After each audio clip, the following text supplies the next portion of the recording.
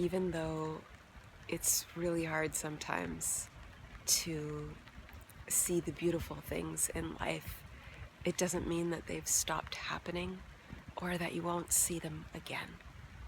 Hello, beautiful souls. It's a beautiful day in the natural world, and I'm here to call forth in you the feeling of the sacredness of life itself, so that you can feel what is sacred within you, while also feeling everything else you need to feel in your human experience.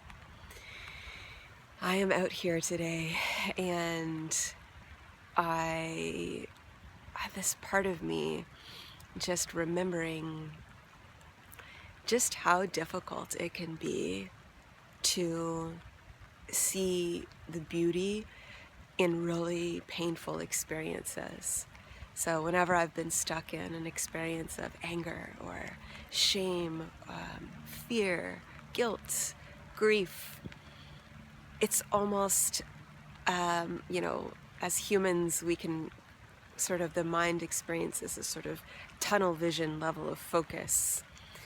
And in those moments, so often, some of the thoughts that we experience, at least I have, is like, oh man, is there anything good here? Or is this ever going to end?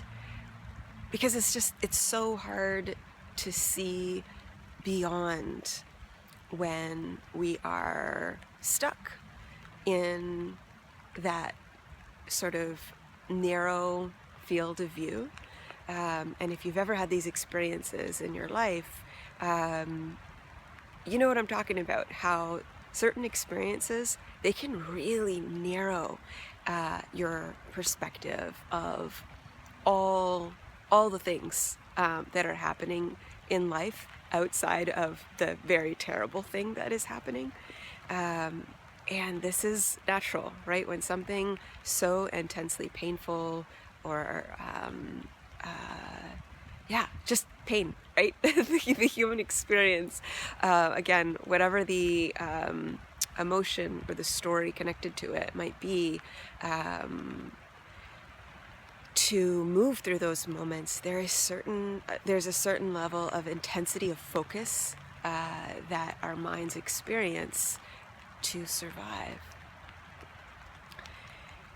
And we can get stuck in that thinking.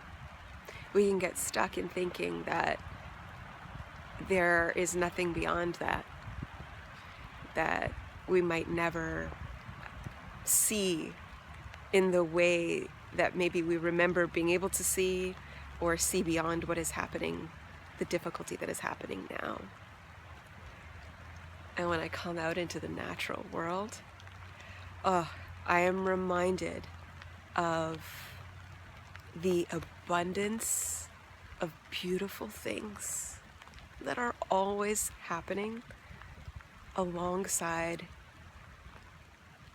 all of the difficult, painful, heartbreaking things that are happening in this life and in my own human experience.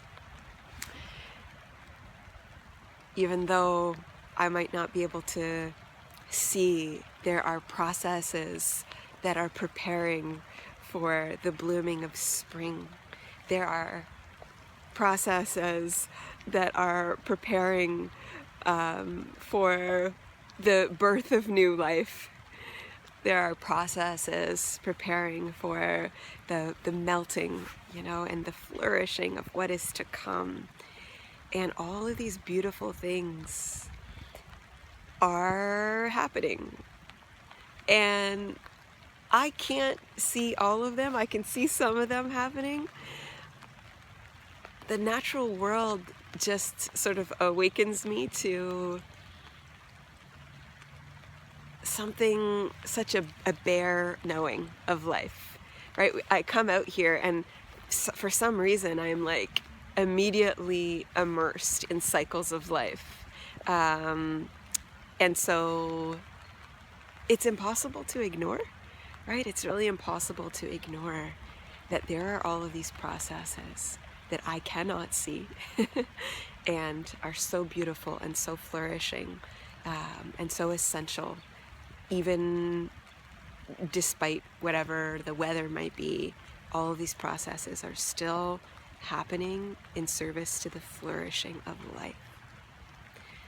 And then I get to bring this wisdom back into my day-to-day life. And when I'm in those difficult moments, and when I experience that sort of tunnel vision or that narrowing, I ask myself, okay, what else is happening here?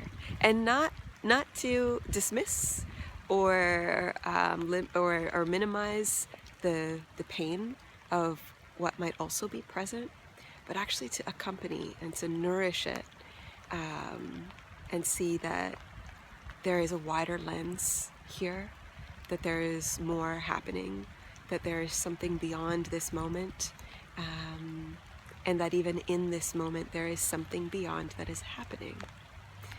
And that something beyond is actually just the natural processes of life itself, of moving in a direction of flourishing, of expansion, something that will be drawn from this difficult moment into the creation of something very beautiful. And it's funny how just this widened perspective, this lens, it shifts all the things that I'm feeling in my human experience.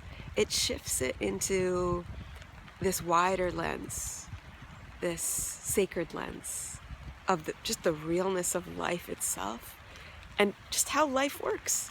This is actually how life works. And I forget, you know, in the day-to-day, I forget. And so when I come out here, I am reminded and I remember. And I get to feel the nourishment of that sacredness of life while also feeling the experiences of pain or guilt or shame or anger or fear.